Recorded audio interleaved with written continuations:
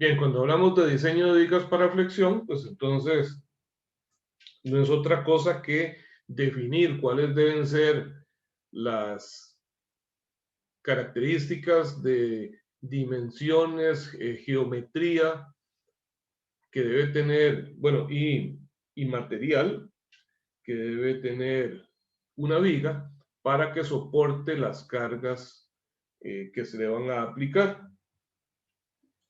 Vamos a ver que este capítulo es realmente es continuación del anterior y necesitamos ver con mayor detalle los conceptos que ya antes vieron ustedes en Mecánica 1 de lo que son los diagramas de fuerza cortante y momento flector.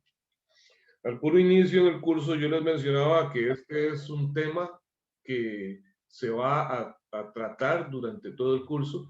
De hecho, de aquí hasta el final, probablemente en todas las clases vamos a tratar los temas de diagramas de momento flector y de fuerzas cortantes. Sin embargo, pues no es un tema que se trate desde cero en el curso, porque ya ustedes tienen las bases de Mecánica 1. Y para reforzar estos conceptos, también desde el primer día de clases yo publiqué unos videos en mediación virtual. Los pueden buscar ahí en el material de la primera lección, precisamente con el procedimiento para generar los diagramas de fuerza cortante y momento flector para aquellos que sientan que están un poco flojos en ese tema. Yo les recomiendo que repasen esos temas para que no vaya a ser motivo para que se queden rezagados en esta materia, en donde esos temas son tan solo una herramienta que ya vamos a utilizar, considerando que ustedes tienen amplio dominio de esto. Sin embargo, pues también en los diferentes ejercicios que voy a ir resolviendo desde hoy, podemos ir repasando esos conceptos y aprovechen entonces para que realicen sus consultas. Bien, ¿cuál será el criterio? ¿Sí? La tarea 4, ¿para cuándo queda? Es que yo la hice, pero no he visto en ningún lado. La tarea quedó para este viernes. Ah, bueno, está bien. Para este viernes es la tarea. Ok. Les preguntaba entonces, bueno, si yo estoy diseñando una viga que va a estar sometida a cargas que le van a generar flexión, ¿qué será lo importante? ¿Qué serán los detalles importantes que debo verificar cuando esté realizando ese diseño? Que me permitan asegurar que la viga va a resistir las cargas. ¿Qué es lo que hemos visto hasta el momento? Las dimensiones. Las dimensiones, ¿ok? ¿En qué me afectan las dimensiones? ¿En qué me afectarán las dimensiones? La resistencia de la viga. O bien, ¿cómo estará relacionada la resistencia que va a tener esa viga con sus dimensiones? Con el momento de inercia. Momento de inercia, ok. Y el momento de inercia, que es una característica ahí totalmente geométrica, ¿qué influencia va a tener en la resistencia de la viga?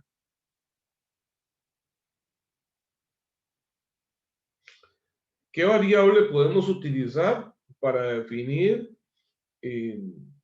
si una viga va a soportar las cargas que se le van a aplicar bajo el concepto de flexión? Recuerden que al final todo se resume a resistencia de esfuerzos, ¿verdad? Un elemento mecánico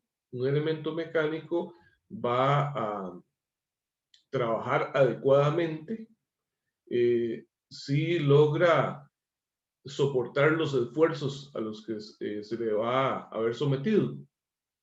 Entonces, en el caso de una viga de flexión, ¿a qué tipo de esfuerzos se ve sometida a una viga. De acuerdo a lo que hemos visto hasta el momento. Esfuerzos normales. Esfuerzos normales, eso fue lo que vimos en todo el capítulo anterior, esfuerzos normales por flexión. Y entonces, ¿cuál va a ser el criterio? Una vez, bueno, en el capítulo anterior aprendimos a calcular los esfuerzos normales por flexión, que son generados tanto por momentos flectores como por fuerzas cortantes en una viga. Aprendimos a calcular esos esfuerzos, pero ahora, ¿qué hago con esos esfuerzos? ¿Qué hago para saber si la viga que estoy diseñando va a soportarlos?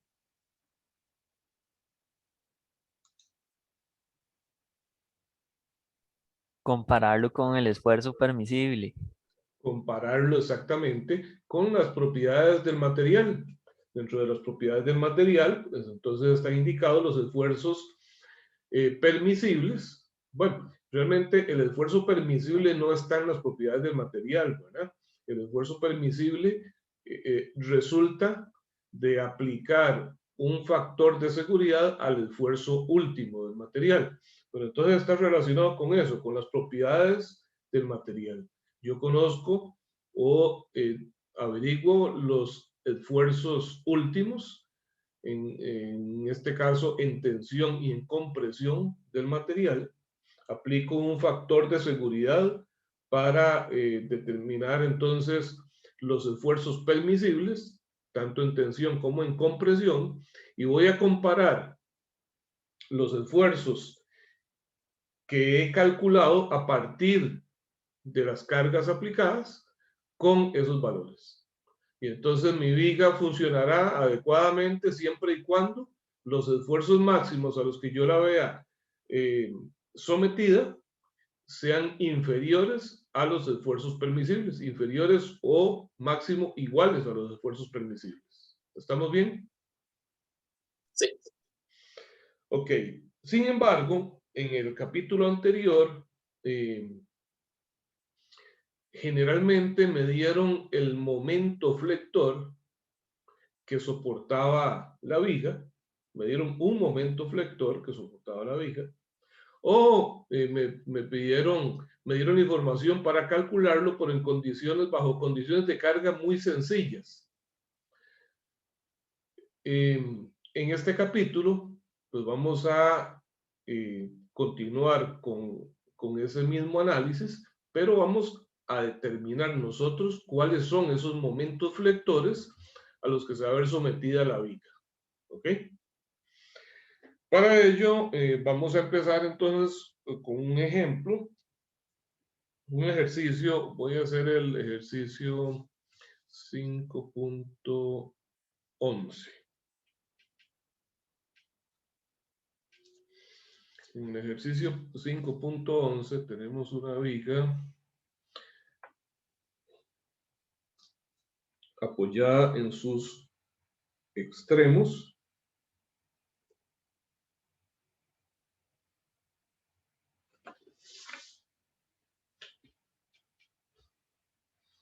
Vamos a ver, tenemos el centro.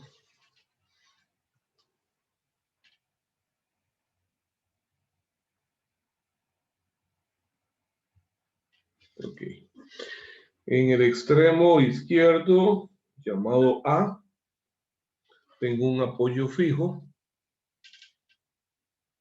Y en el extremo derecho, llamado B, tengo un patín.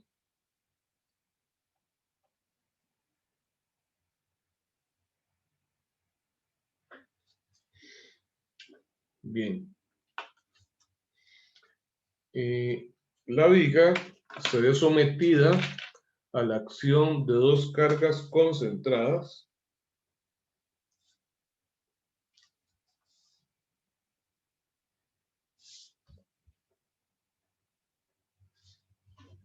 de 3 kilonewton cada una.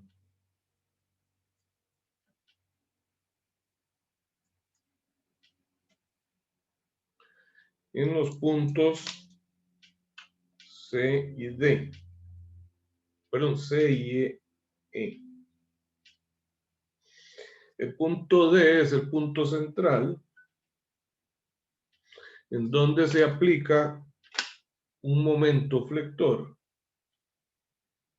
en sentido horario, cuya magnitud es 450 newton metros.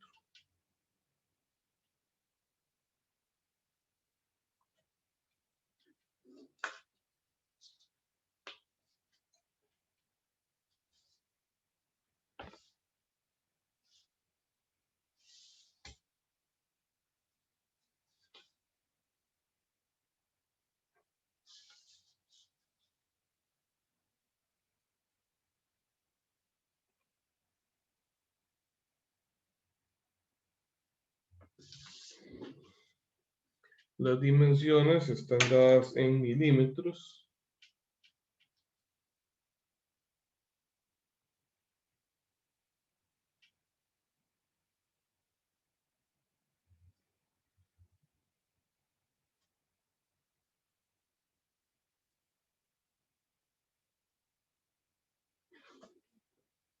¿Ok? Y bueno, pensemos en que esta viga la estamos diseñando y necesitamos calcular los esfuerzos normales por flexión. ¿Para qué? Para comparar esos esfuerzos normales por flexión, entonces, a el esfuerzo permisible del material. Pero resulta que este esfuerzo dice que es igual al producto del momento flector por una constante C entre el momento de inercia.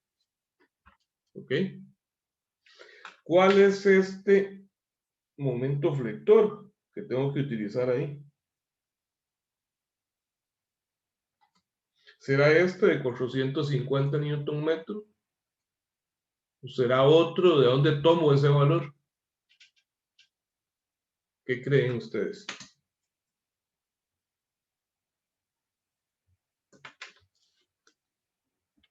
Es el que se genera de las cargas. Es el que se genera de las cargas.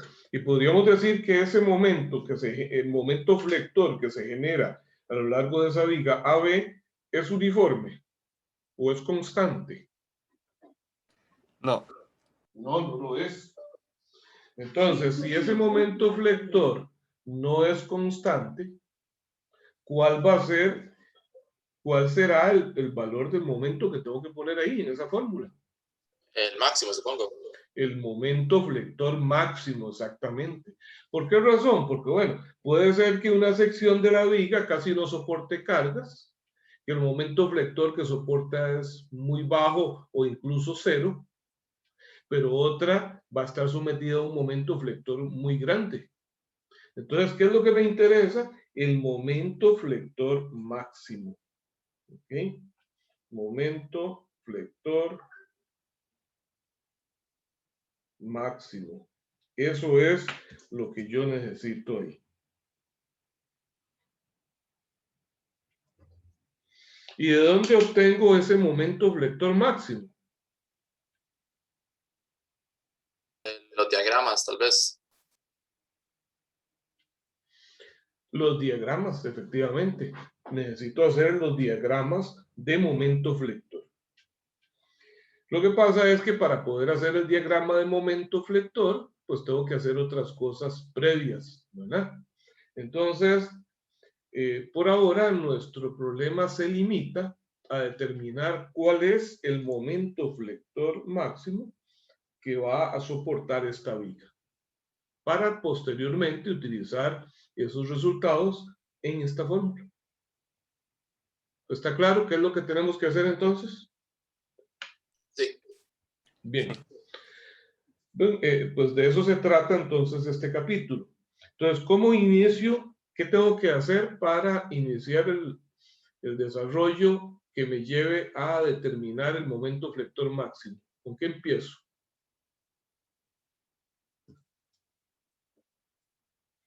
Determinando las fuerzas cortantes. ¿Perdón? Determinando las fuerzas. Determinando las cortantes. fuerzas cortantes, ¿ok? ¿Y cómo hago eso? ¿Qué necesito hacer para determinar esas fuerzas cortantes? Hay que hacer Es como un diagrama. Primero tengo que empezar con hacer un diagrama de cuerpo libre. Tengo que empezar por un diagrama de cuerpo libre para calcular las reacciones en los apoyos A y B. A partir de ahí voy a hacer el diagrama de fuerzas cortantes. Y una vez que tenga el diagrama de fuerzas cortantes, puedo hacer el diagrama de momento flector.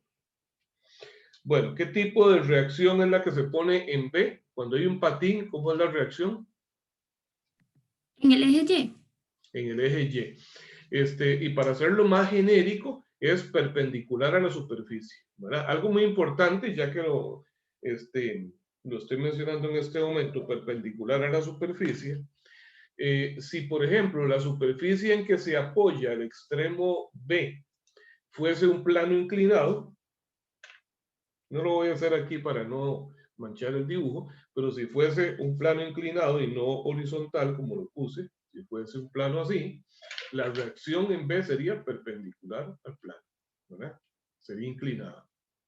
¿Está claro eso? Cuando hay patín, recuerden, no es que sea en Y estrictamente, es en Y para este ejercicio en particular, está bien. Pero como respuesta genérica es que la reacción es perpendicular a la superficie. Entonces, si aquí tengo un plano inclinado, la reacción será perpendicular a ese plano y sería así como apunta el bolígrafo. ¿Está bien? Sí, es una reacción normal. Exactamente. Ok, entonces voy a poner acá mi reacción BY. Observen que las cargas aplicadas son verticales. profe, ¿la dirección de las reacciones importa o no? No importa. La reacción, bueno, sí es importante, pero no es indispensable que la sepamos desde un inicio. A veces yo considero que una reacción es hacia arriba y luego cuando calculo su magnitud me da negativo y con ello pues entonces determino que o concluyo que la reacción iba en el sentido opuesto a lo que yo supuse, ¿verdad? O la puse hacia abajo y me doy cuenta que era hacia arriba. Bueno, sin embargo, pues lo que podamos, el análisis que podamos hacer que se llama un análisis de inspección, un análisis de las fuerzas aplicadas, sí es importante como para tratar de que esta predicción que yo hago sea correcta y no tenga que cambiar nada después, pero como les digo, no es indispensable. ¿Qué sucede con el punto A? En el punto A tengo un apoyo fijo. ¿Y cómo son las reacciones en un apoyo fijo?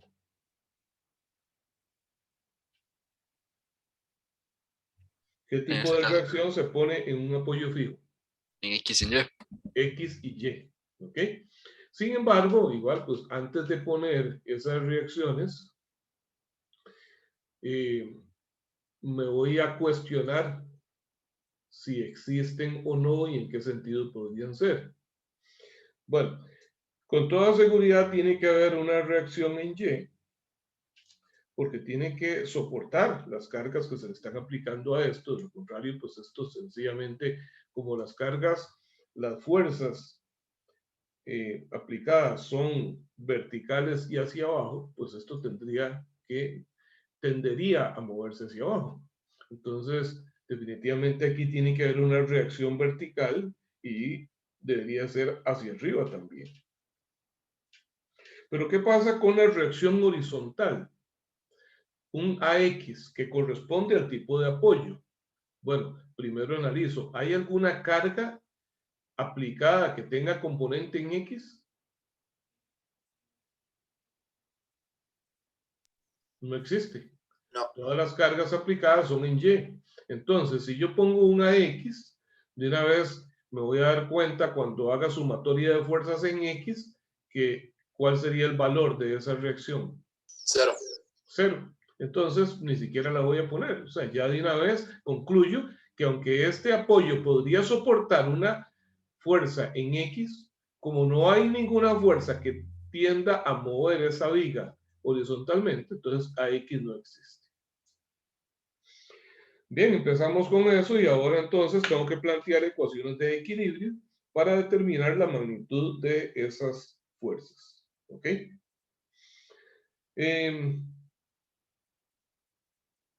Si este momento flector no existiera, este momento de 400 Newton metro no existiese, entonces vean la distribución de las cargas aplicadas.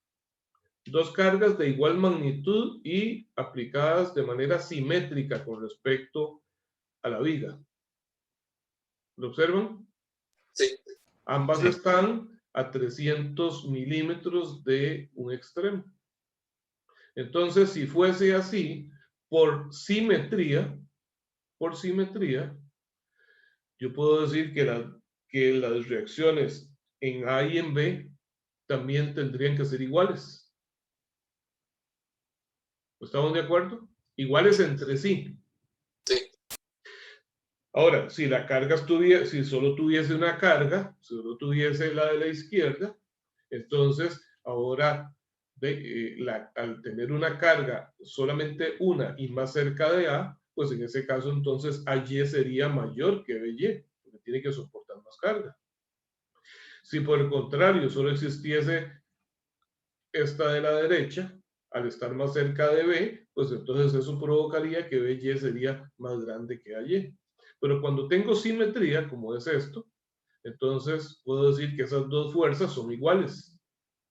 Y si son iguales ¿a qué? En magnitud, ¿cuál sería la magnitud de esas dos fuerzas?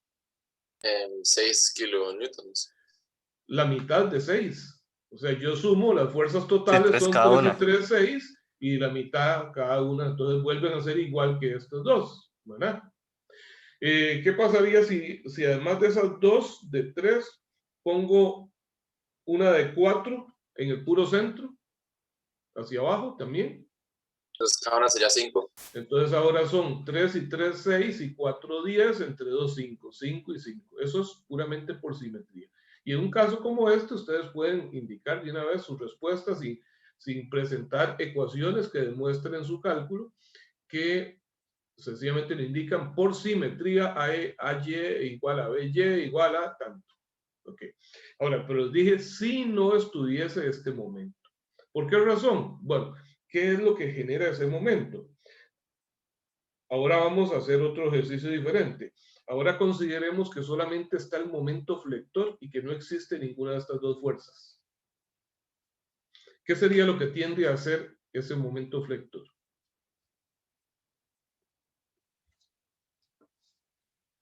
¿Cuál sería el efecto de ese momento flector?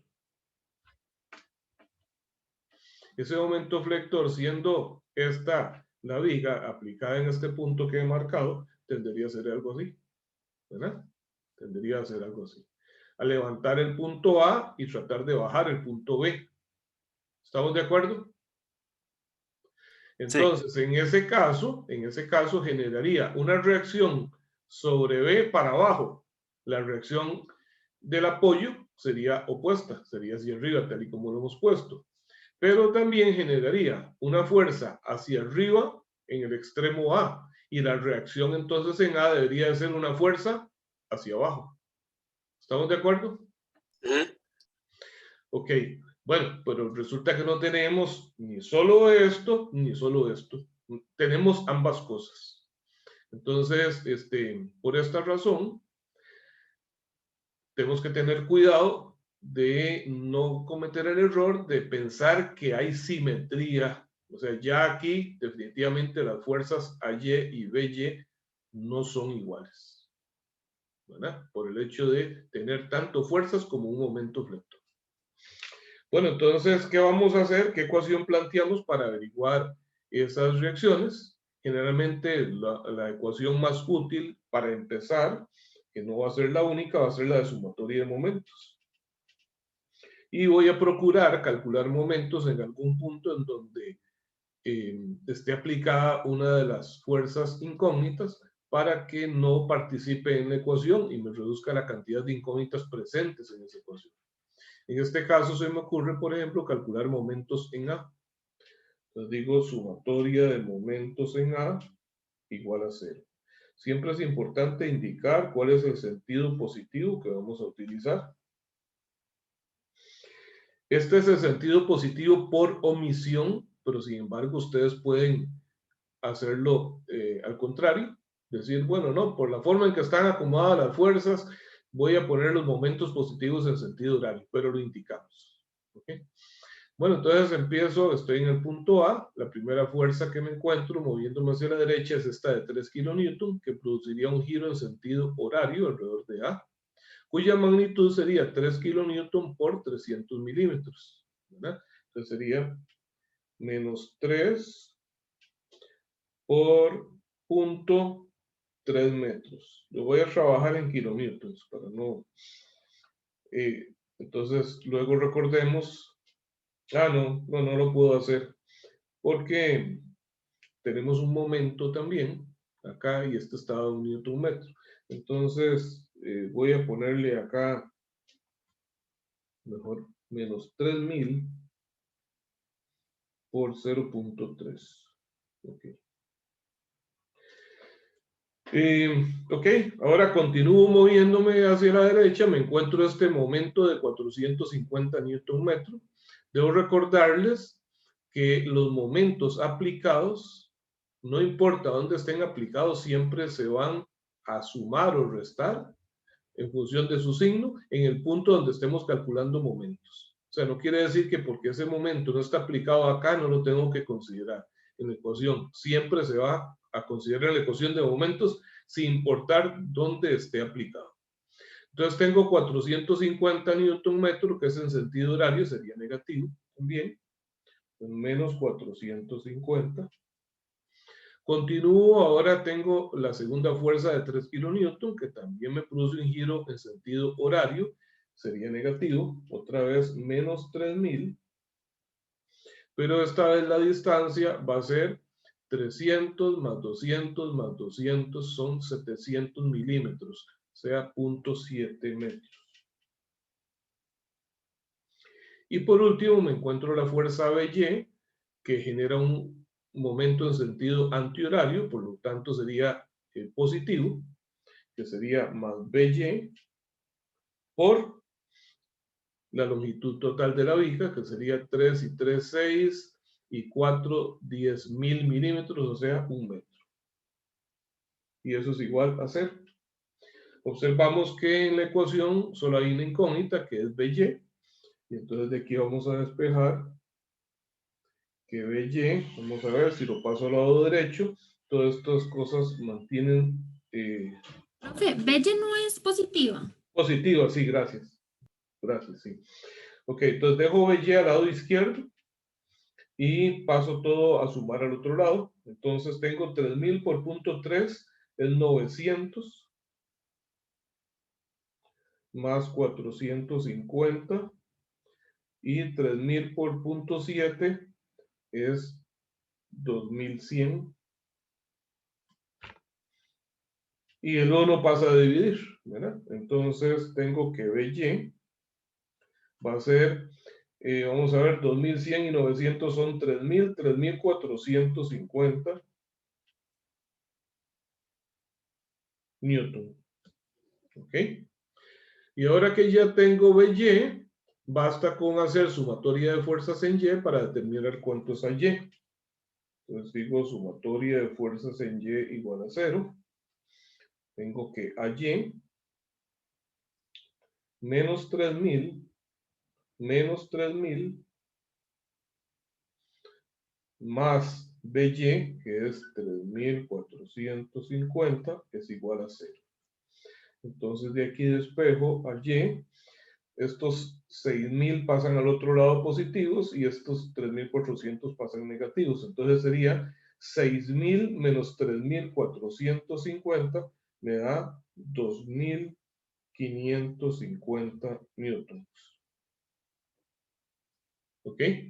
Ya tengo las dos reacciones y entonces ahora voy a poner esos valores en mi diagrama de cuerpo libre. 2550 newton y BY 3450 newton. Ambas fuerzas me dieron positivas, lo cual indica que el sentido que supuse para ambas es correcto. Ahora sí, entonces, continuamos con el diagrama de fuerzas cortantes. Para ello voy a trasladar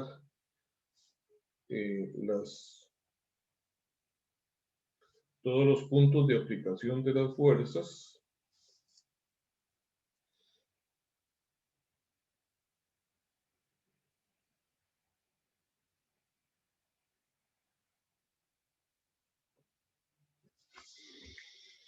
Ok, esto va a ser V, que es fuerza cortante, y las unidades, vamos a ver, podríamos trabajar en kilonewton o bien dejarlo sin newton. Bueno, como hay varios dígitos diferentes de cero, entonces lo voy a trabajar en newton. Bien, ¿con qué inicio? Inicio con una fuerza AY en el extremo A, que es 2590. Aquí vamos a indicar que en alguna escala estos 2500, bueno, 2550. Ok, me vengo constante hasta el punto C, porque no hay nada en medio de ellos dos. Aquí bajo 3000, de manera que entonces voy a quedar en menos 450.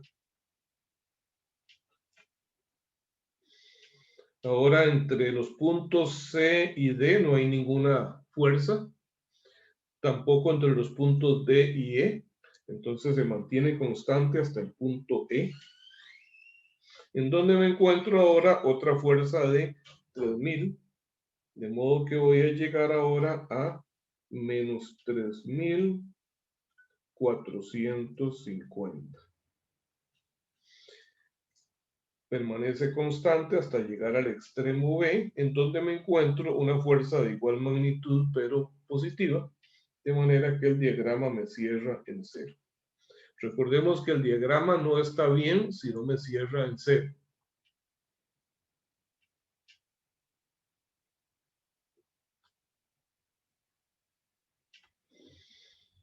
Ok. Continuamos ahora con el diagrama de momento flector. Para hacer el diagrama de momento flector, necesito calcular las áreas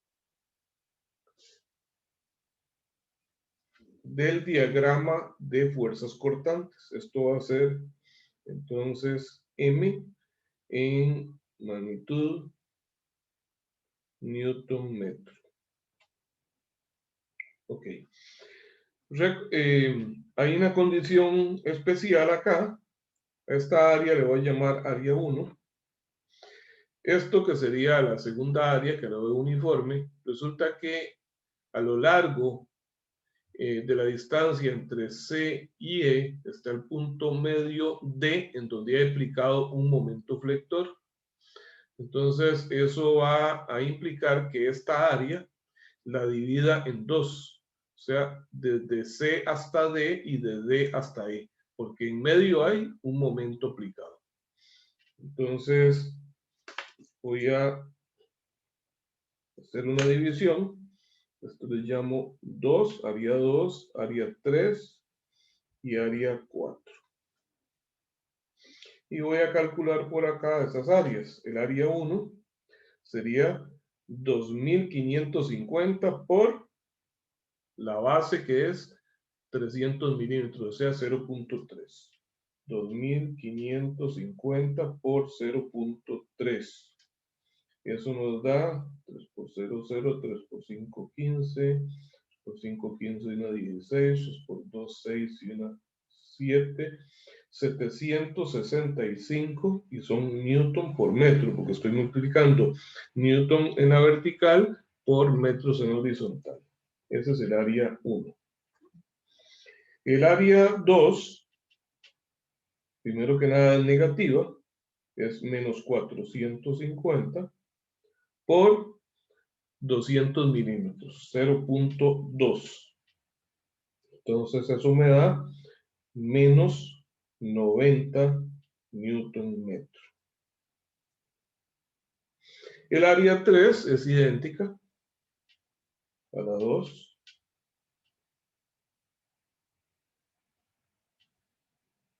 Y el área 4 va a ser menos 3.450 por 0.3 metros. Eso nos da 3 por 5, 15, 3 por 4, 12 y 1, 13, 3 por 3, 9 y 1, 10. Menos 1035 newton metro. ¿Alguna pregunta hasta ahí? Todo claro. Ok, entonces voy a trasladar las mismas líneas de antes.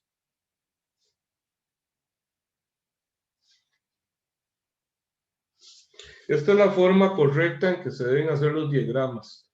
Primero el dibujo original, el diagrama de cuerpo libre, diagrama de cortantes y diagrama de momentos lectores, todos en línea hacia abajo, porque eso me permite observar todas las dimensiones, ubicación de los puntos y ubicación de las fuerzas.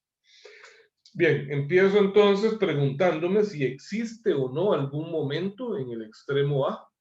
No hay ningún momento aplicado ahí. Empiezo en 0. Ok, y a partir de ahí voy a sumar o restar el área bajo la curva del diagrama de fuerzas cortantes. Entonces voy a sumar el área 1. El área 1 cuya magnitud es 2550. De modo que esto me genera algo así. Llego a este valor de 765, ¿no? ¿Perdón? El área 1. Ah, mira, qué raro. No, fue que me fijé aquí, sí. Área 1, 765. ¿Ok? 765. Al llegar a este punto ahora me encuentro que tengo que seguir, pero sumando un área negativa. Esta área 2, cuya magnitud es 90. Entonces, bajo 90. 765 menos 90 me va a dar 675, ¿verdad?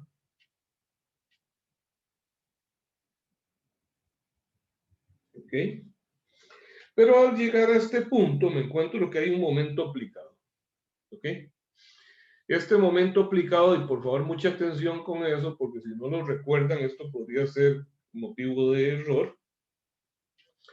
Cuando nosotros estamos graficando, primero que nada, un momento que está aplicado, se suma o se resta, pero linealmente, puntualmente ahí. O sea, yo no tengo que desplazarme para la derecha o para la izquierda. Sencillamente aumento o disminuyo el valor que tengo acá en esta medida, 450. O sea que de aquí tomo para arriba o para abajo 450. ¿Cuál es el criterio para saber si lo sumo o lo resto? El sentido de giro. Ok, pero con una condición especial. ¿Cuál es el sentido de giro positivo para nosotros? Aquí está. Antihorario. Antihorario. De manera que esto sería negativo. Sin embargo, aquí es donde viene la excepción, muy importante, es que los momentos que estén aplicados a la hora de graficarlos, se les cambia el signo. Entonces, este que es negativo, se convierte en positivo acá. Regla general. ¿Sí lo recordaban eso? Entonces, 675 más 450 me da 1125, ¿verdad? Sí, Entonces, subo acá verticalmente y llego a 1125. A partir de acá, ahora sí, continúo con las áreas. El área 3, que es 90. Entonces vamos a ver, la pendiente tiene que ser igual a eso. Debajo 90. Y entonces 1125 menos 90 me da 1035. Voy a ponerlo acá. 1035.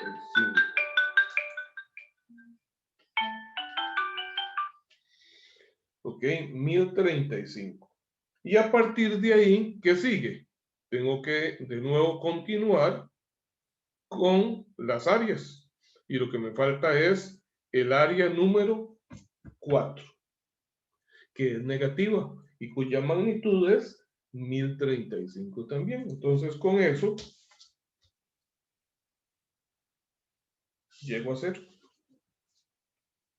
¿Está bien? ¿Alguna Todo duda bien. con el diagrama de momento flector?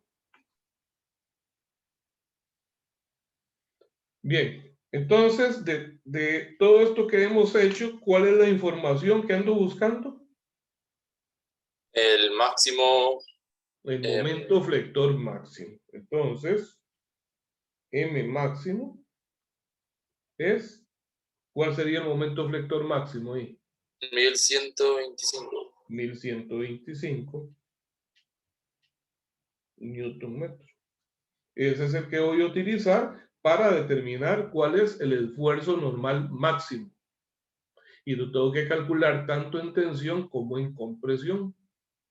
Recordemos que si el área transversal de la viga es simétrica, por ejemplo, una viga de sección cuadrada o rectangular, este parámetro C va a ser igual para arriba que para abajo y entonces la magnitud del esfuerzo normal máximo en tensión y compresión me va a dar igual. Pero si este parámetro C es diferente para tensión que para compresión, pues voy a tener dos valores diferentes. Ok, en este ejercicio no, no me están pidiendo todavía calcular ese esfuerzo. De hecho, no me dicen cómo es el área transversal, sino que el objetivo es repasar estos conceptos para determinar el momento flector máximo. ¿Alguna pregunta antes de pasar a otro?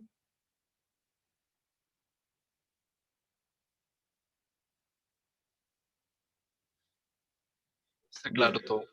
Ok, entonces vamos a ver uno un poquito más. Profe, Sí, díganme. para este tipo de ejercicios, digamos, para la parte del cálculo de momentos máximos, Ajá. vamos a ver lo de cargas distribuidas, digamos que la carga no era como, Sí, no era pueden ser concentrada. cargas distribuidas, perfectamente pueden ser cargas distribuidas. Vamos a Y buscar uno. podríamos, Vamos a ajá, sí, buscar uno entonces, sí.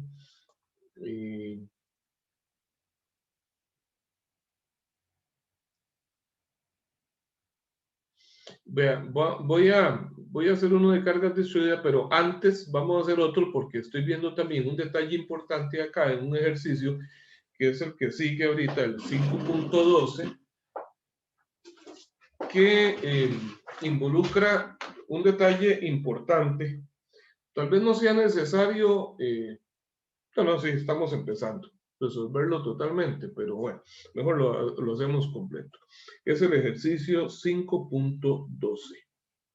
Y es que tiene algo especial que también para mí es importantísimo que ustedes lo tengan bien claro.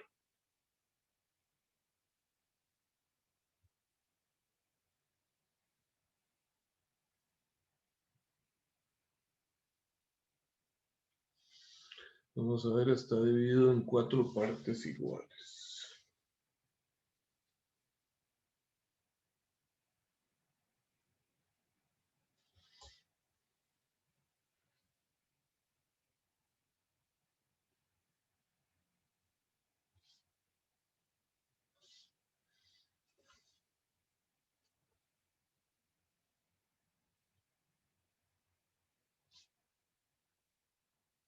¿Mm?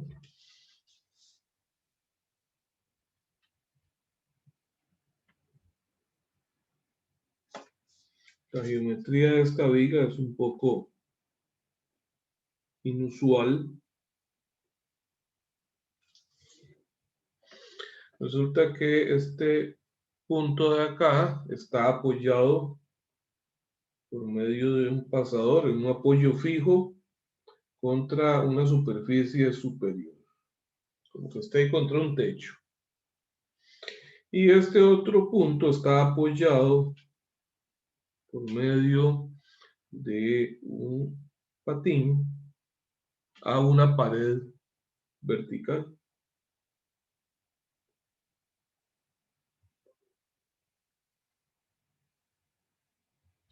Así.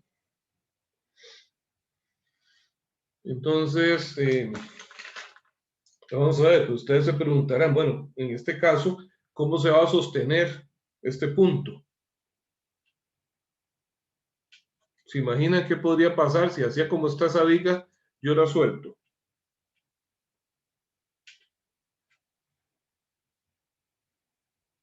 ¿A qué se refiere? ¿Cómo que la suelta? ¿En qué sentido? Sí, sencillamente la coloco ahí, lo suelto, se mantendrá en posición. Todavía no le he aplicado cargas, pero consideremos que tiene su propio Bueno, peso. asumiendo que está en el piso, ¿verdad? ¿Perdón? Asumiendo que está en contacto con el piso.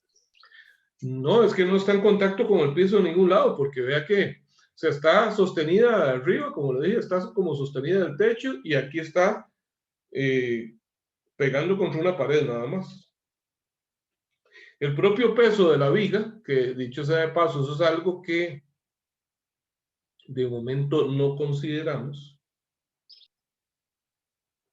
Ven que consideramos que es importante cuando, por ejemplo, en el problema anterior, nosotros, lo voy a poner acá, en este ejercicio consideramos las fuerzas aplicadas, pero el peso mismo de la viga no debería de tomarse en cuenta.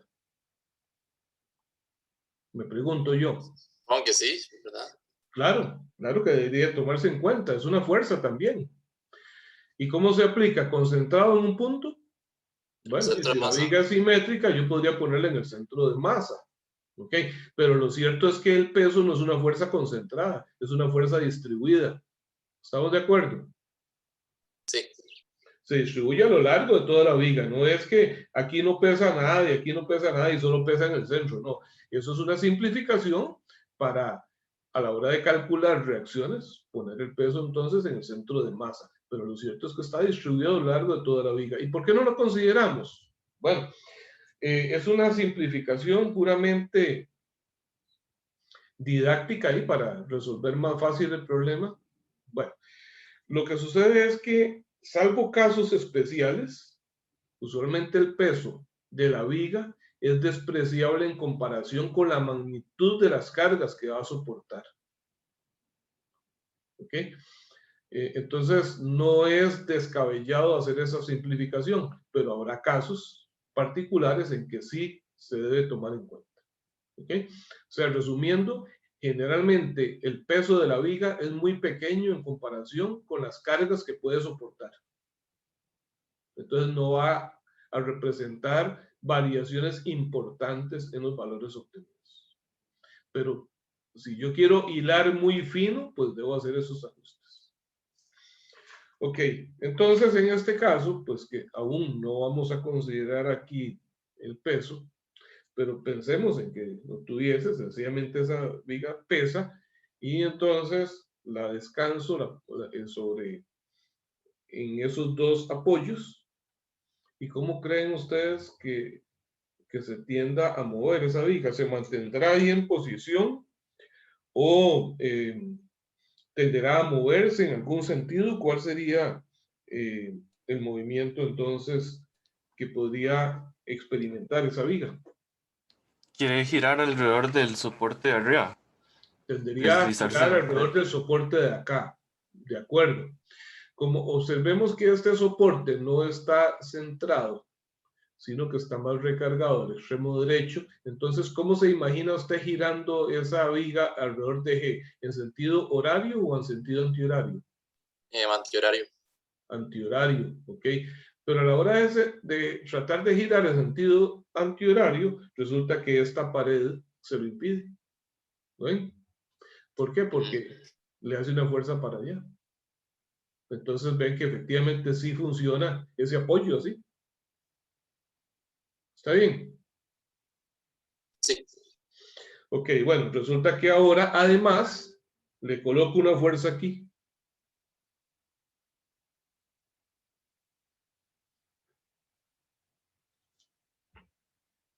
Esa fuerza ayudará al movimiento que estamos pensando que podría tener. Definitivamente, sí. Definitivamente sí, ¿verdad? Porque hace un efecto mayor ahí. Le coloco otra aquí. También, porque ven que esa fuerza, al estar aplicada al lado izquierdo de G, también produce un momento en sentido antihorario que tiende a reforzar eso para acá. Bueno, pero ahora ponemos una por acá, que esta tiene, tiene el efecto contrario, ¿verdad? Más bien una fuerza aquí, si esta fuerza fuera muy grande, más bien trataría de hacer esto girar en sentido horario, hasta podría hacer que se despegue de acá.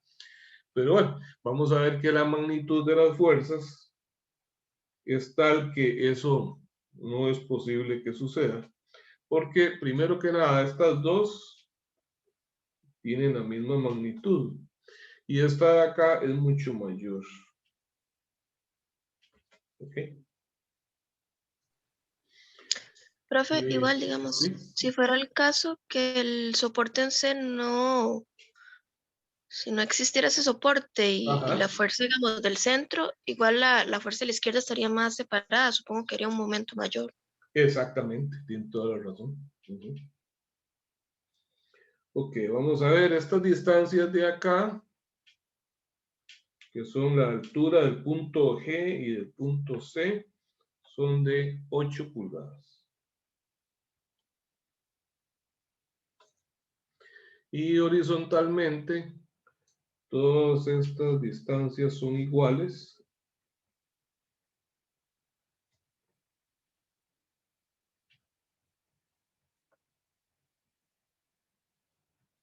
Y son de 12 pulgadas. Esto es lo que me gusta a mí del sistema de unidades imperial. Y es que no tengo que, por ejemplo, cuando hablo milímetros, ocupo mucho espacio, ¿verdad? Para poner las unidades. Entonces aquí con un apóstrofe para pies o dos apóstrofes para pulgadas es suficiente. Acabo de decir sistema imperial. ¿Ustedes han oído hablar de ese término? Sí, sistema de Sí. unidades Sí. imperial. Ajá. El sistema imperial se le llamaba antes sistema inglés. Ahora no es utilizado sistema inglés. ¿Saben por qué? Por estados, tal vez, no sé. Por la Porque salida resulta de. que, ajá, Por lo del Brexit. no, es que lo que No. sucede es que este sistema de unidades, de pies y pulgadas y libras, HP, esas unidades fueron desarrolladas por los ingleses, efectivamente. Y entonces, en Estados Unidos se adoptaron, porque pues obviamente a Estados Unidos llegaron muchísimos colonos ingleses. Pero resulta que desde hace muchísimo tiempo los ingleses dejaron de utilizar ese sistema de unidades y ellos se ajustaron al sistema internacional de unidades, los ingleses. Entonces, pero en Estados Unidos se sigue utilizando. Entonces, para no crear confusión, a eso se le llama ahora sistema imperial. Bien, entonces en este ejercicio, pues vamos a concentrarnos en lo mismo que antes, en determinar cuál es el momento flector máximo que soporta esa viga. Para ello, igual que antes, empezamos haciendo un diagrama de cuerpo libre.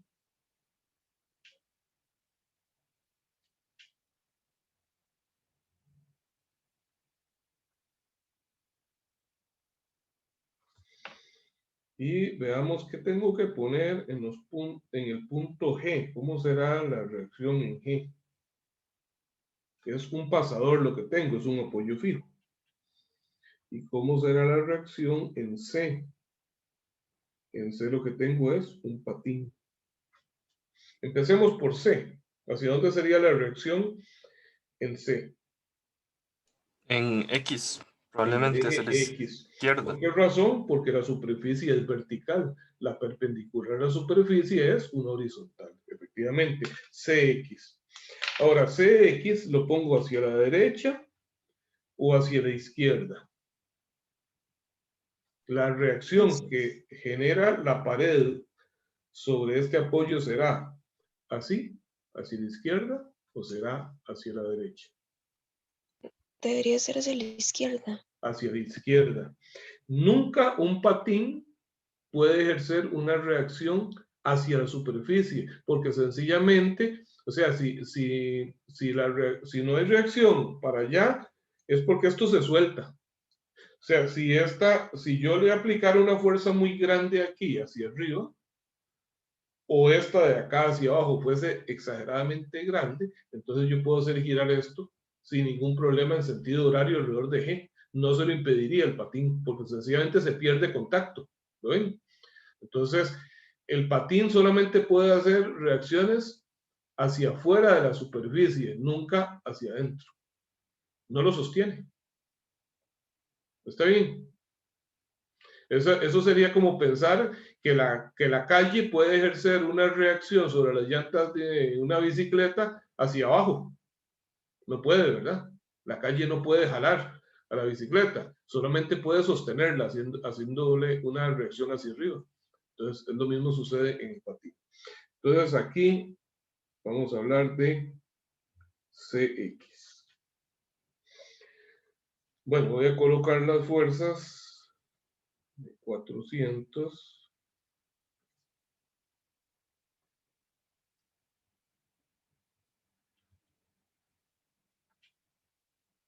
1.600 y 400 libras. ¿Y qué pongo en G? Es un pasador, ¿verdad? Y como es un pasador, tiene que haber reacciones en X y en Y. Pero antes de ponerlas, me pregunto, a ver, ¿hay reacciones, hay fuerzas aplicadas en Y? Sí, efectivamente. Entonces, ¿hacia dónde debería ser la reacción en Y, en el punto G? ¿Hacia arriba o hacia abajo? Hacia arriba. Hacia arriba, Hacia porque yo arriba. veo que todas las aplicadas son hacia abajo. Entonces, eso debería sostenerlo, ¿verdad? Entonces, ahí pongo mi GY. Ok, y ahora me pregunto, bueno, de acuerdo al pasador, tiene que haber una reacción también horizontal, pero ¿hay alguna fuerza aplicada en dirección horizontal? No. ¿Seguros? Bueno, el CX. Aquí está el CX, entonces eso impide que se me cancele la de aquí, ¿cierto? Ahora, como solamente hay una más, que es CX, y ya vimos que necesariamente tiene que ser hacia la izquierda, para mantener el equilibrio, ¿hacia dónde tiene que ser el GX? Hacia la derecha. Derecha. Hacia la derecha, muy bien. Entonces tengo acá GX. Bien, ya tenemos entonces nuestro diagrama de cuerpo libre y observamos que hay tres incógnitas: CX, GX y GY. ¿Cuál sería la ecuación idónea para empezar?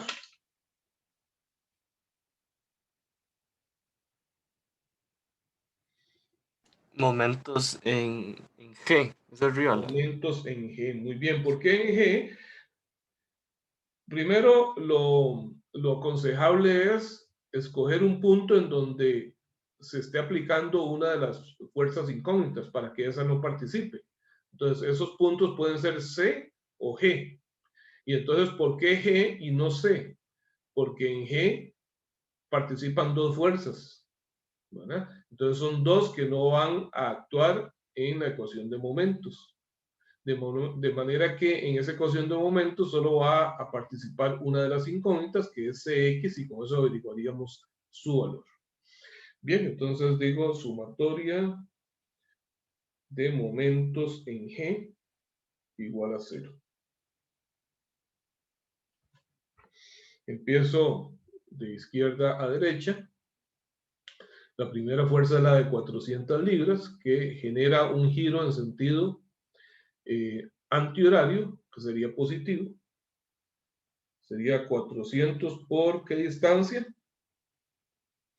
Serían 12 y 12, 24 y 12, 36 pulgadas.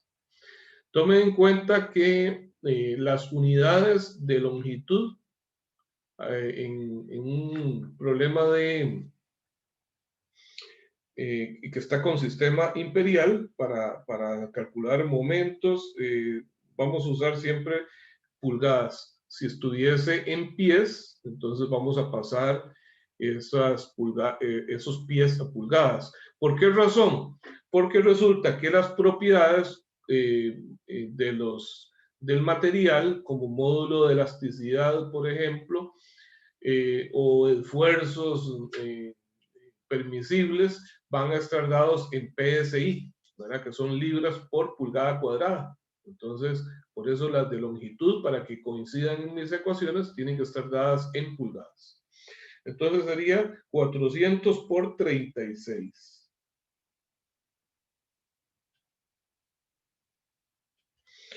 Bien, ahora me encuentro CX. CX produce un giro alrededor de G, ¿en qué sentido? Horario. Horario. Entonces sería negativo. Menos CX por, ¿cuál sería la distancia? 16. Aquí está, 8 y 8, 16. La diferencia de alturas entre C y G. Muy bien. Continúo, ahora me encuentro la de 1600. Esta fuerza de 1600 produce un giro antihorario. Sería positivo. 1600 por, la distancia sería, estos 12 pulgadas. Ok, continúo. Las fuerzas en G no producen momento. Y ahora termino la fuerza de 400, que produce un giro alrededor de G. ¿En qué sentido? Horario. Horario sería negativo. Sería menos 400 y la distancia serían 12 pulgadas. Y eso es igual a 0. De modo que aquí podemos despejar CX. Vamos a ver. Sería como pasar CX al lado derecho, de manera que estas mantienen su signo. Entonces, 400 por 36, 4 por 6, 24, 4 por 3, 12 y 2, 14.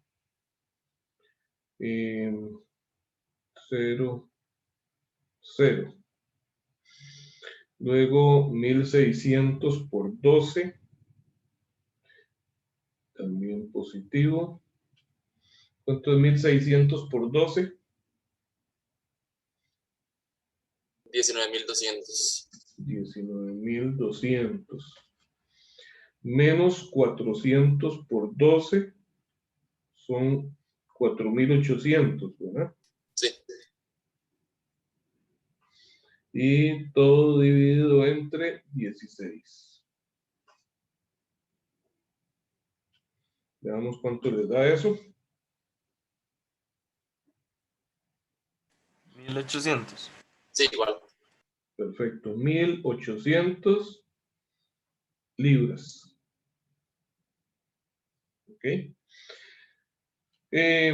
Ya tengo CX. Recordemos que aquí son 3 incógnitas, ¿verdad? Entonces, puedo hacer sumatoria de fuerzas en X igual a 0. Y tengo que GX menos CX es igual a 0. O sea que GX es igual a CX, que es 1.800 libras. Y si hago sumatoria de fuerzas en Y igual a 0, vamos a ver qué tengo. Tengo 400, 1600, vamos a ver, menos 400, menos 1600, más GY, menos 400, igual 0. Entonces tengo que GY va a ser 2400, ¿verdad?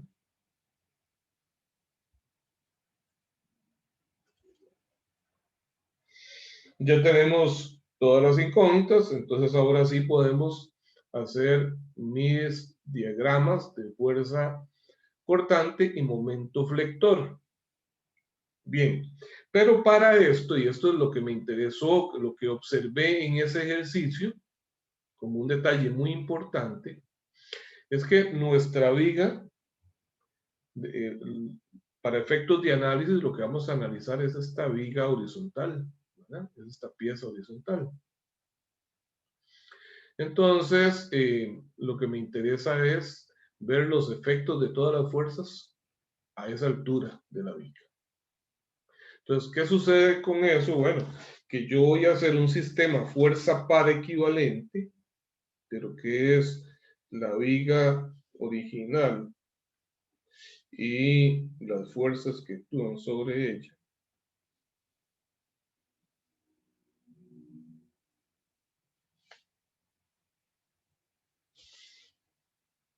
Trasladando todas las fuerzas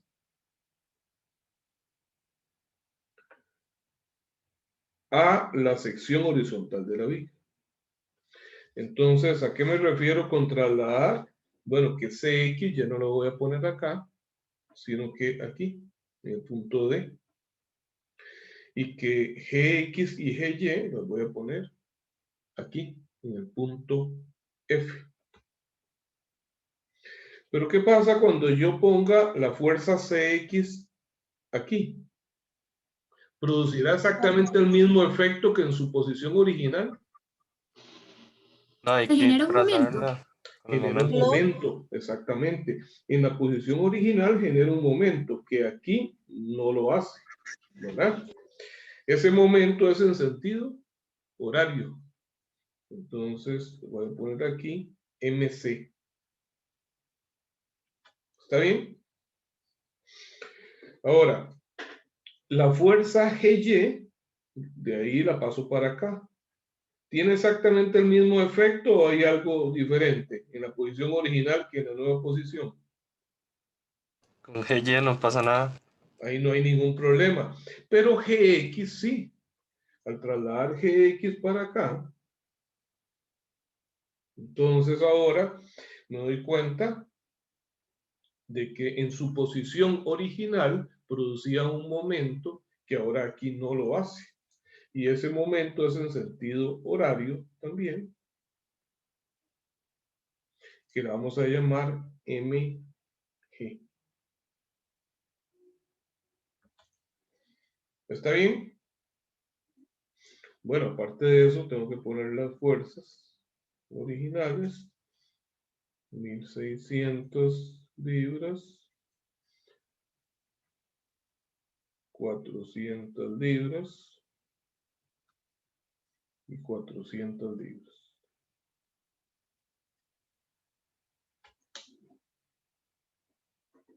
Entonces vamos a calcular esos momentos.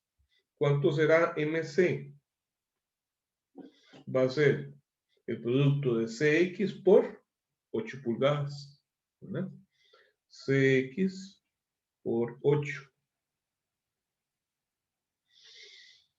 CX nos da 1800. ¿Cuánto da eso? 8 por 8, 64. 8 por 1, 8 y 6, 14. 14.440 libras por pulgada. ¿Está bien? Sí, profe. Sí. Gracias. Y ahora MG. MG va a ser el producto de GX por 8.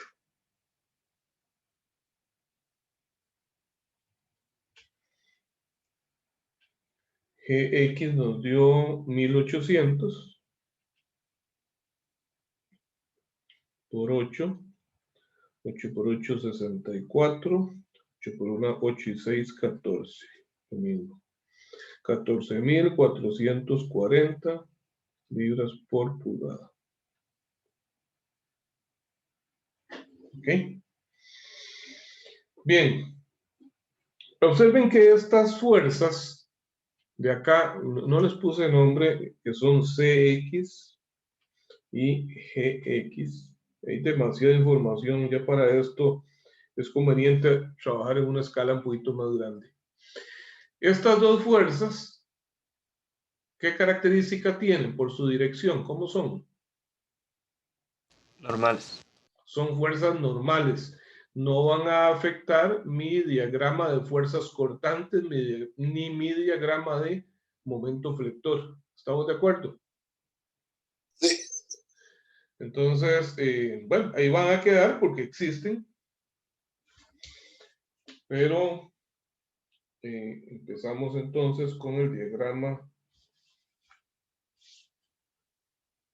de fuerzas cortantes.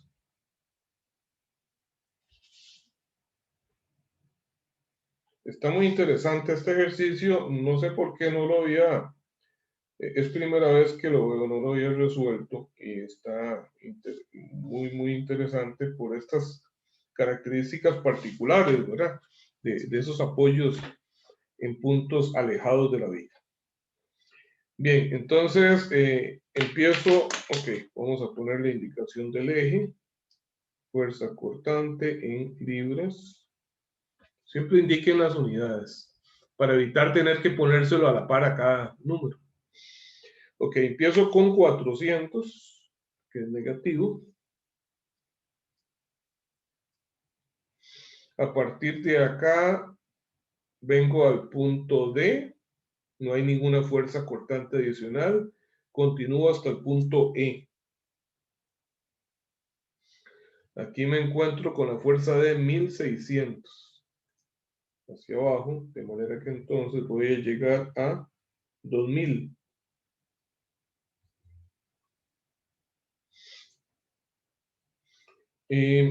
Continúo constante hasta llegar al punto G, donde me encuentro GY, cuya magnitud es 2400.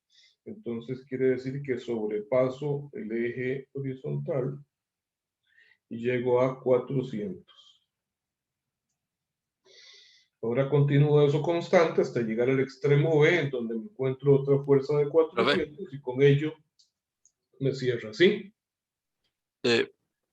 Si el GY son 2400, ¿por qué pasamos el eje?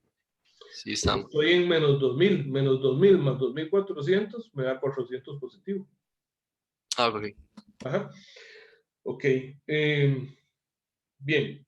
Ahora reviso los puntos donde hay momentos, porque esos puntos van a ser puntos en donde yo tengo que dividir las áreas. Entonces vean que aquí y aquí hay momentos aplicados. Bueno, en este caso no divide ningún área, pero este punto sí. Entonces, esta área la divido en dos.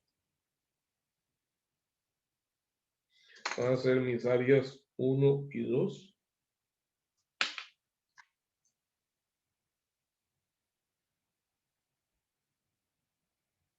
Y estas otras, las áreas 3 y 4.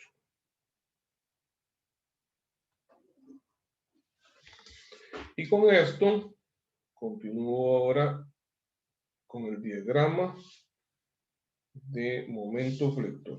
Una vez más, les recuerdo y les recomiendo la importancia de hacer todos los diagramas ahí para abajo, para tener toda la información al alcance.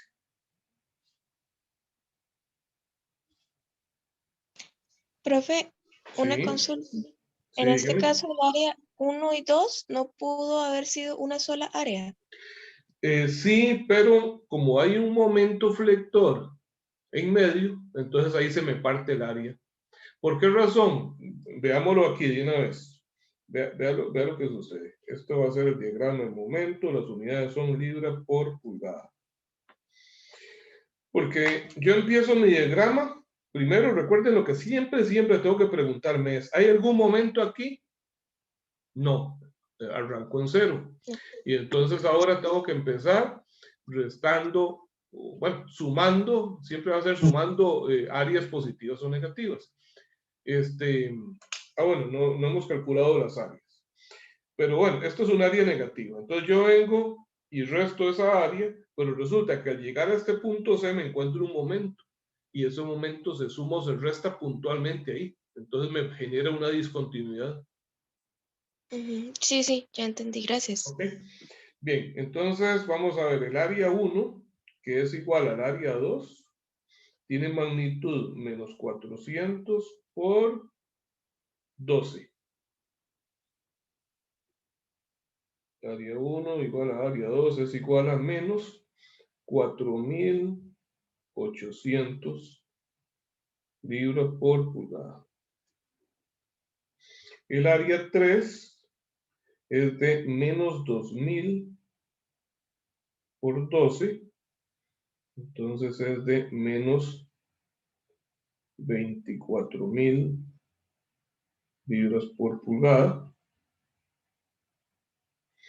Y el área 4 es de 400 por 12, es de 4.800 libras por pulgada. ¿Está bien? Voy a colocar acá, no, mejor no, aquí están bien claros. Vean que estos dos momentos, MC y MG, son ambos en sentido horario. Ese sentido horario, de acuerdo a esta convención, sería negativo, pero a la hora de graficarlos les invierto los signos, entonces se convierten en positivos. Bien, entonces empiezo restando el área 1, que es 4.800.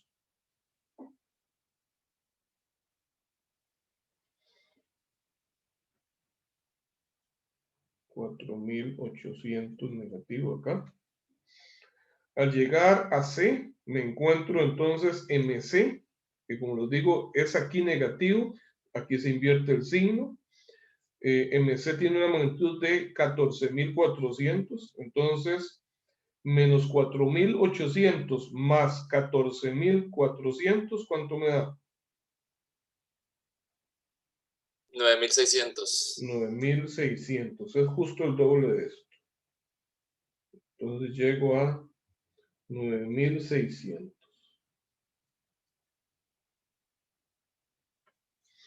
A partir de acá, resto el área 2, que es de 4.800. Entonces voy a llegar aquí a la mitad.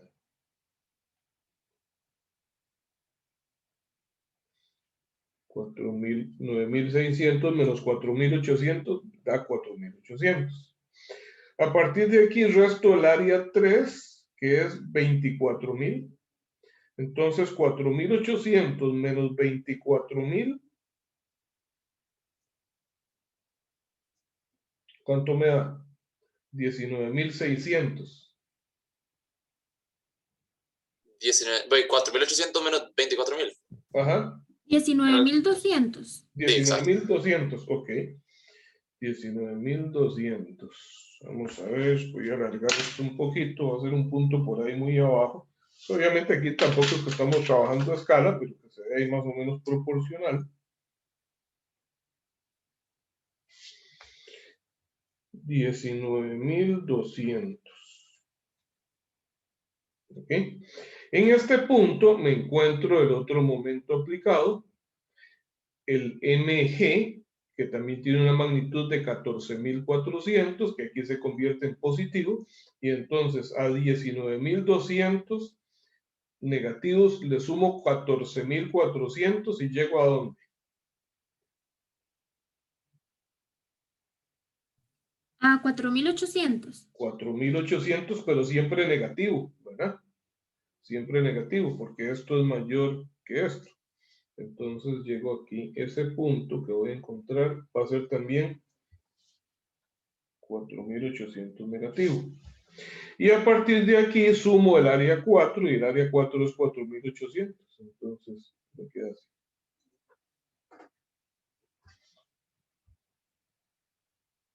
¿Está bien? ¿Qué pasó del área 1 al área 2? Del área 1 al área 2, que aquí en el punto medio, entre de esa área es donde está aplicado el MC.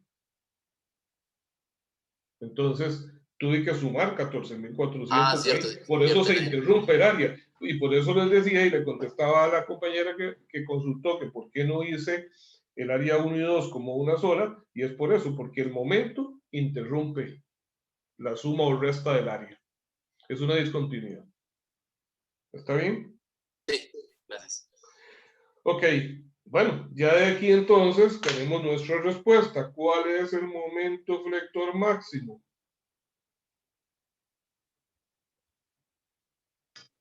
$9,600.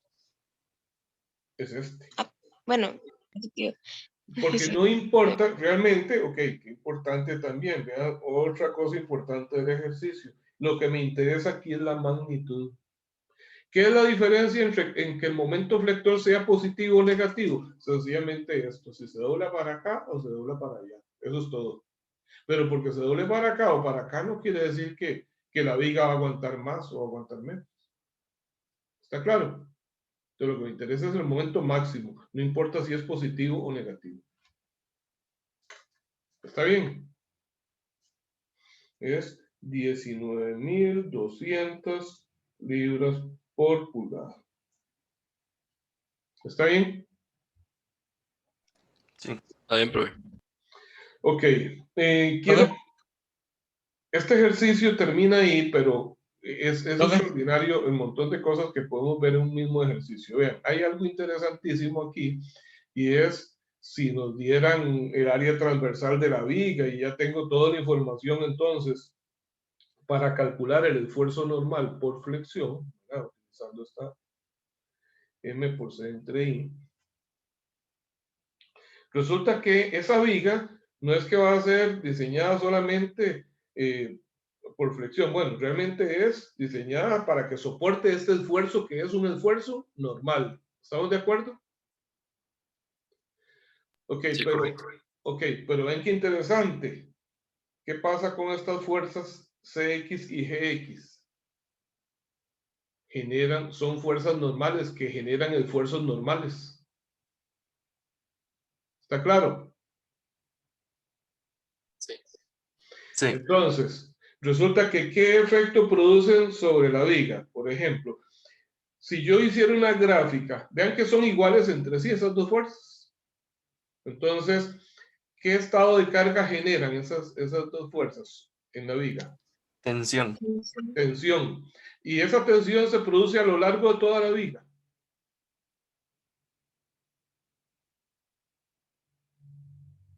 no se produce solamente en el área que está entre las fuerzas, ¿no? Solamente en esa área, exactamente. Porque ¿qué pasa de aquí en adelante? Veamos. Esto es como que... Déjenme ver un segundo. No sé si lo que pretendo hacer va a funcionar, pero veamos. Esta es la viga. Y aquí están los puntos.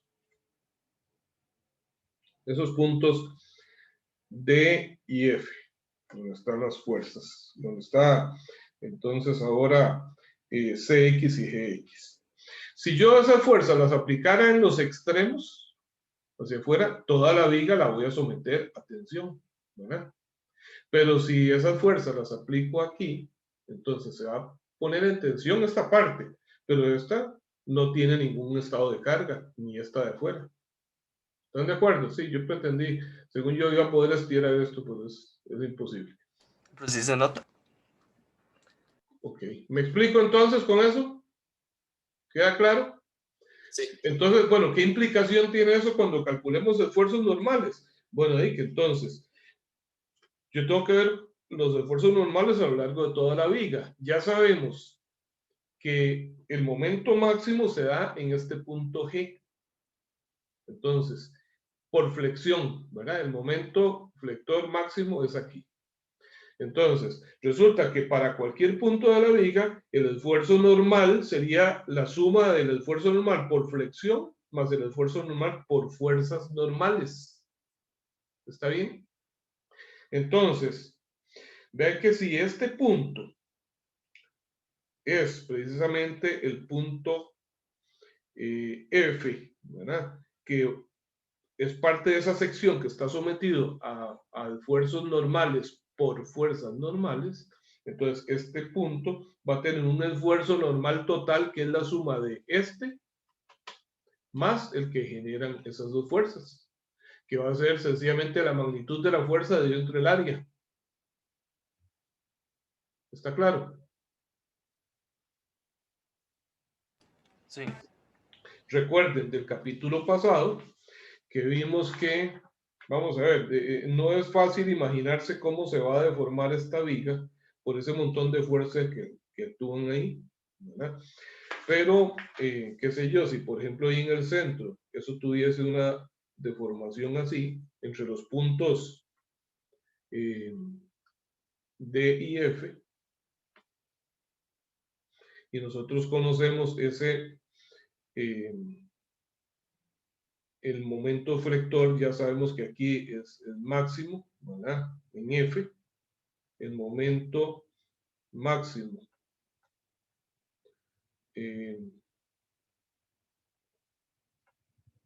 es igual a MF. Entonces, ahí vamos a calcular el esfuerzo normal máximo o el esfuerzo normal total en F. Va a ser un esfuerzo 1 más un esfuerzo 2, donde el esfuerzo 1 va a ser el MF por C entre I y el esfuerzo 2 va a ser el CX o GX, que es lo mismo, ¿verdad? Las dos fuerzas, entre el área transversal. Pero resulta que ¿cómo se define el signo de este primer esfuerzo?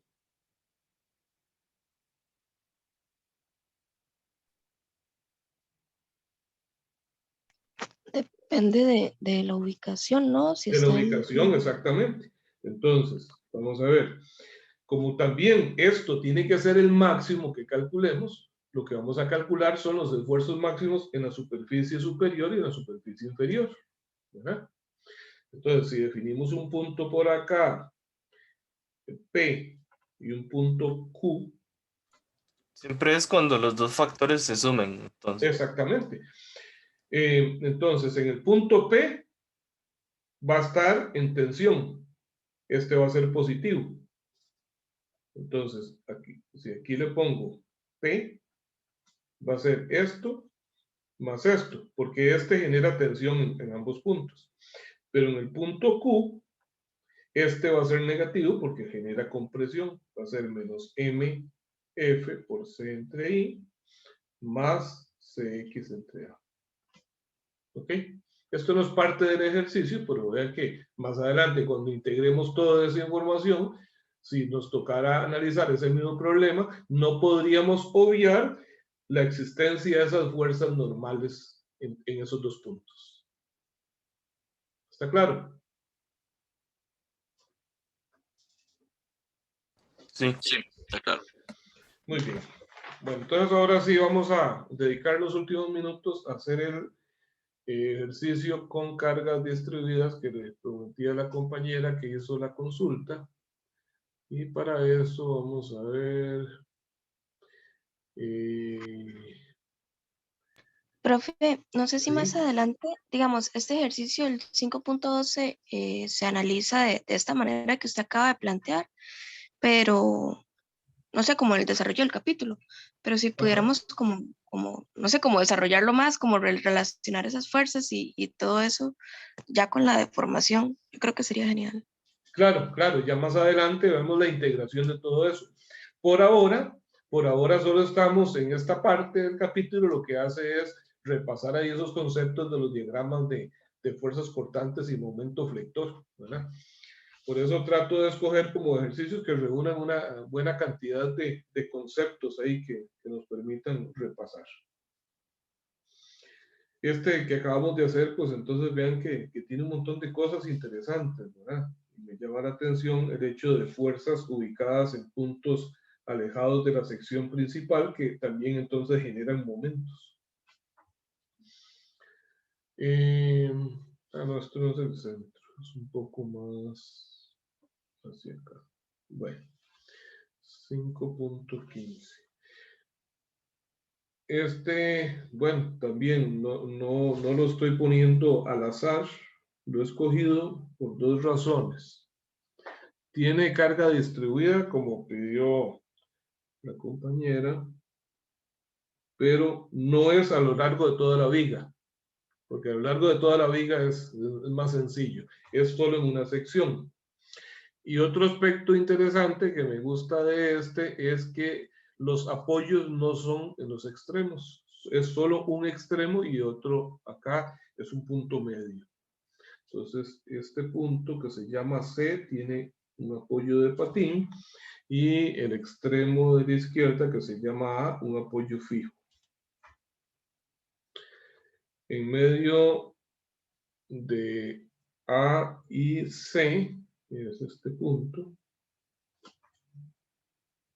justo en el centro hay una carga concentrada de 10 kilonewton. Y entre C y el extremo B, una carga distribuida.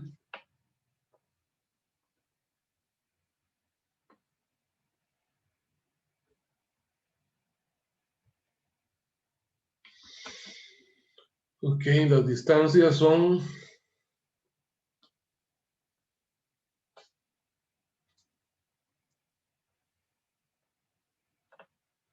1.5 metros, 1.5 metros y 2.2 metros.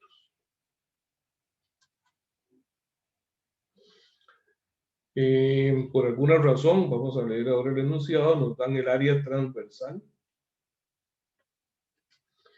que dice que mide 200 por 100 milímetros.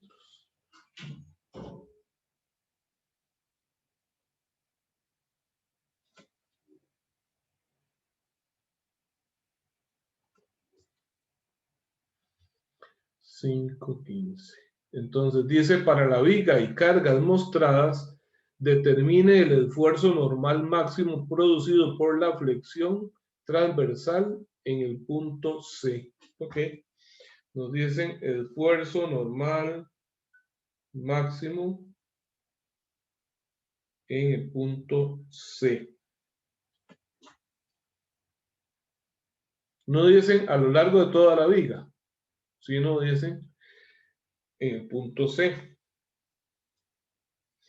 Entonces, antes de hacer diagramas, recordemos que ese esfuerzo normal va a ser M por C entre I.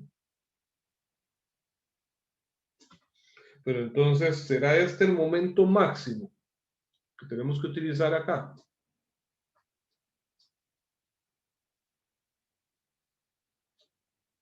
¿Será este el momento flector máximo que hay a lo largo de toda la viga? Lo que tengo que utilizar para calcular este esfuerzo que me piden. No será en el punto C. Es en el punto C porque me lo piden específicamente ahí. Entonces tengo que aplicar el momento que está en ese punto. Pero entonces, ¿de qué depende? ¿Por qué será máximo?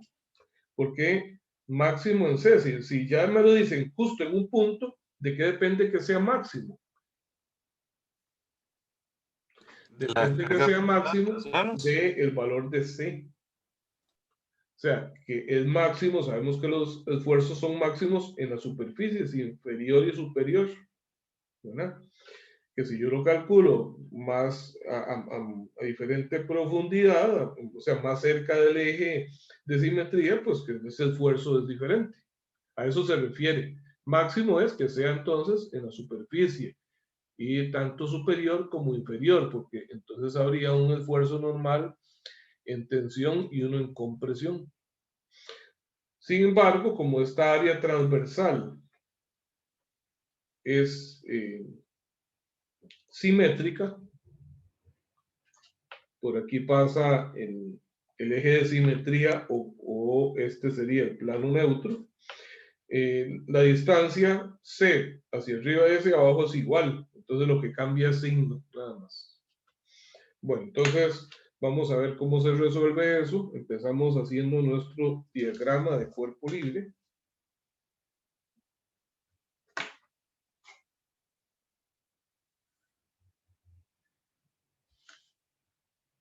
Voy a trasladar esas distancias de una vez bastante y para abajo. Ok. Hago un diagrama de cuerpo libre cuya finalidad es determinar la magnitud de las reacciones en los apoyos. Entonces, para esos efectos, reemplazo la carga distribuida por una carga concentrada. Bien, en el punto C, que es un patín, la reacción perpendicular a la superficie me dice que lo que tengo es entonces un CY.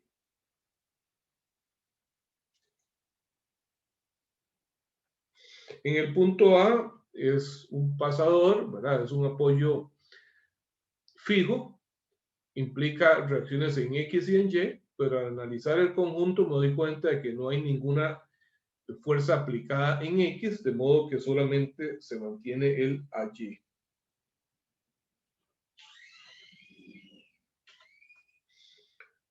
Tenemos la carga concentrada de 10 kilonewton. Y entonces, solo para efectos de calcular las reacciones, voy a reemplazar, bueno, no puse la información de esa carga distribuida, que dice que es de 3 kilonewton por metro.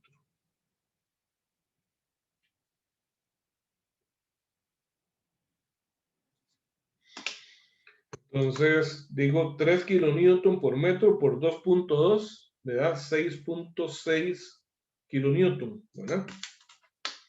6.6 kilonewton, ubicado en el punto medio, que sería a 1.1 metro. 0.6 kilonewton. Y vamos a decir que esta distancia es 1.1 metro. Bien, ahora sí, vamos a calcular reacciones. Para hacerlo diferente, no voy a calcular momentos en el extremo, lo vamos a hacer en C, que sería lo mismo, digo sumatoria de momentos en C igual a 0, antihorario positivo. AY produce un giro alrededor de C, ¿en qué sentido? ¿Horario o antihorario? Horario. Horario, que por lo tanto sería negativo. Sería AY por 3 metros. La fuerza de 10 kilonewton produce un giro alrededor de C en sentido antihorario. Bueno, está negativo. 10 kilonewton por 1.5 metros sería antihorario, sería positivo. Entonces, más 10 por 1.5.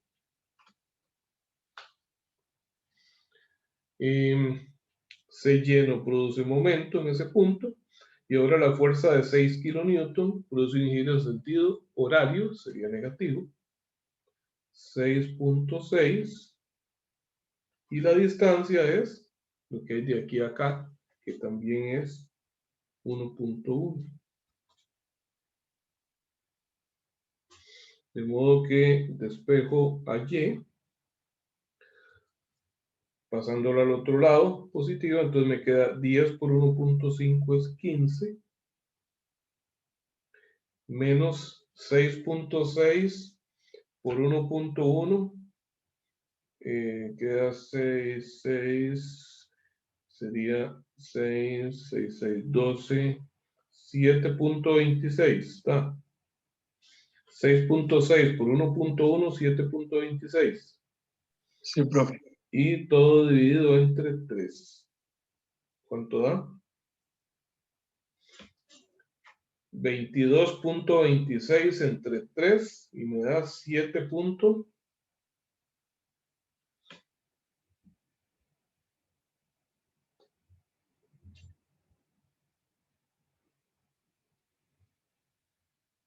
A mí me dio 2.58, pero no sé si fue que me equivoqué. Ah, no, está bien, está bien. Es que yo sumé, por eso sumé acá. Sí, no, es 15 menos 7 me da menos de 8. Ajá. ¿Cuánto 2 qué? 2.58. 2.58 y las unidades son kilonewton.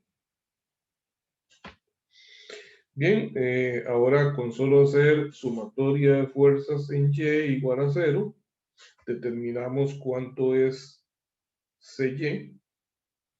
Digo que AY más CY menos 10 y menos 6.6 es igual a 0.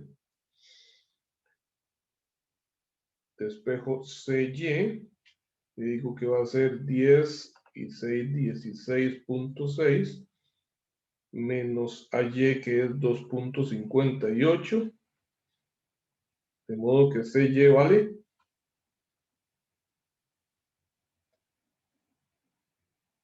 14.02. 14.02 kilonewton. Muy bien. Ya tengo los valores de las reacciones en los puntos A y C, pero para hacer mi diagrama de fuerzas cortantes, debo de volver a hacer un diagrama de cuerpo libre en donde vuelva a poner la carga distribuida tal y como era. Yo les recomiendo que no omitan ese paso, porque por no hacerlo, es muy frecuente que cometen el error de considerar la carga distribuida como una carga concentrada en los diagramas, y no es así. Esta simplificación es exclusivamente para calcular reacciones. Entonces digo 10 a Y 2.58 CY 1402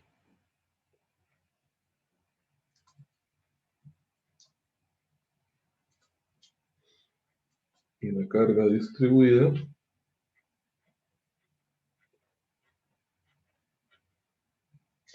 de 3 kilonewton por metro.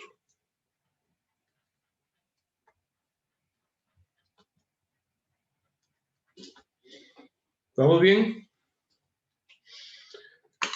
Bueno, entonces iniciamos nuestro diagrama de fuerzas cortantes.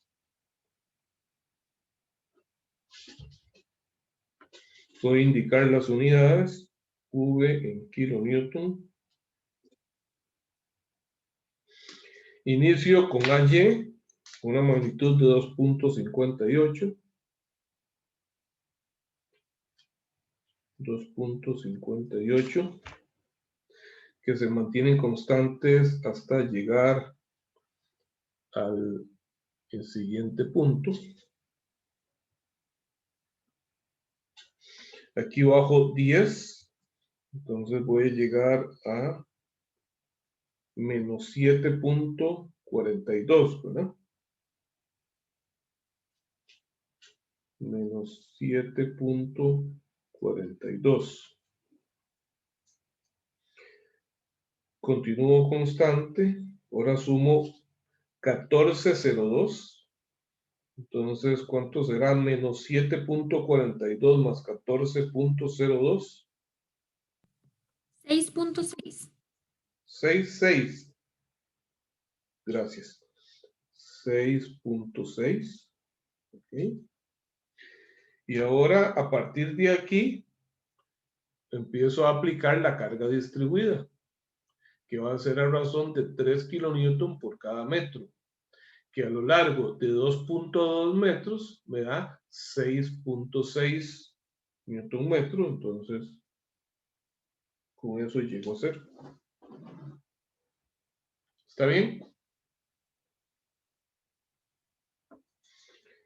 Bueno, vamos a identificar y calcular las áreas.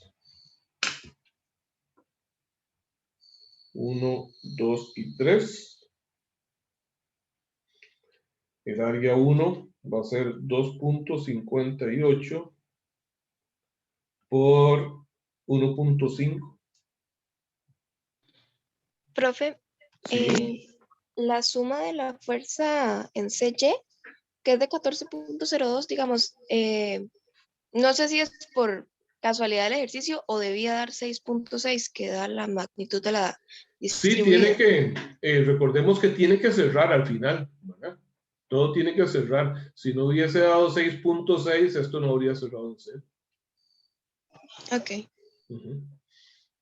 ¿Cuánto da esto? 258 por 1.5. 3.87. 3.87 y las unidades serían kilonewton por metro.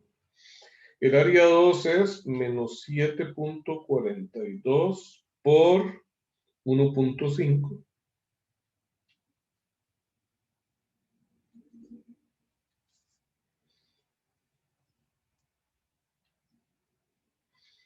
Y el área 3 va a ser, es el área de un triángulo, base por altura entre 2, 6.6 por 2.2 dividido entre 2. El área 2 da 11.13. O bueno, supongo que será negativo. Menos 11.13. 11.3, gracias. Y esta sería 6.6 por 2.2 entre 2, sería lo mismo que 6.6 por 1.1, que me da 7.26. Nada más revisen a ver si no me equivoco. Sí, 7.26. Y profe, en el A2 es 11.13, entonces solo mete el 1 ahí. 13, Sí, perfecto. exacto. Muy bien. Bueno, ya con esa información podemos iniciar nuestro diagrama de momento flector.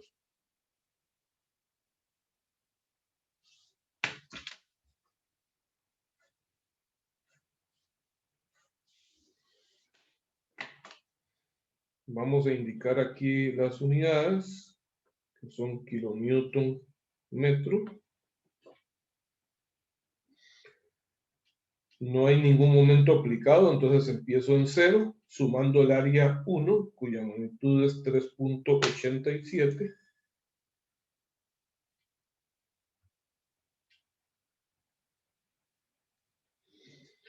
Seguidamente resto el área 2, cuya magnitud es 7.42, no, perdón, 11.13. Entonces 3.87 menos 11.13, ¿cuánto da? Menos 7.26. Gracias, menos 7.26. Y finalizo sumando el área 3, que tiene la misma magnitud, para cerrar en 0. ¿Ok? De manera que en este caso, el momento en C, que es el que me piden, pues coincide también con el momento máximo a lo largo de toda la viga, ¿verdad? Vean que aun cuando la pregunta hubiese sido el esfuerzo normal máximo a lo largo de toda la viga, siempre habríamos utilizado el momento en C, porque es donde se da la mayor magnitud. Entonces, el momento en C, para esto nos interesa solamente la magnitud, es 7.26 kilonewton por metro. ¿Por qué solo la magnitud? Porque el signo del esfuerzo producido va a ser en función de ¿qué? Su dirección. De la forma en que se deforme esa viga. ¿Ok? Vean qué interesante. Aquí, esto es algo en lo que tenemos que ir tomando experiencia de momento. Más adelante vamos a ver que podemos calcular la forma en que se va a flexionar una viga. De momento solo vamos a hacerlo por pura especulación ahí, pura inspección. ¿Cómo sería que se dobla esa viga? ¿Cómo se la imaginan deformada, por ejemplo, la sección AC. Como hacia abajo, ¿verdad? Como Una hacia curva hacia abajo, ¿verdad? ¿Les parece a todos que esto deformada se vería así? Sí, Ok, el punto C le impide bajar, ¿verdad? Entonces va a ser como así. Y ahora, esta parte de acá, ¿cómo se le imaginan? Deformada.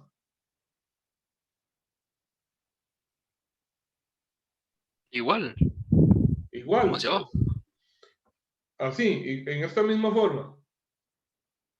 Yo diría, pero tal vez estoy Entonces, a equivocado. ver, vea que en el punto B no hay ningún apoyo. No hay nada que le impida al extremo B bajar. Entonces, más bien aquí, saber cómo Ah, así. cierto. ¿Verdad? Entonces, esto va a ser aproximadamente la forma en que se va a ver esto deformado. ¿Ok?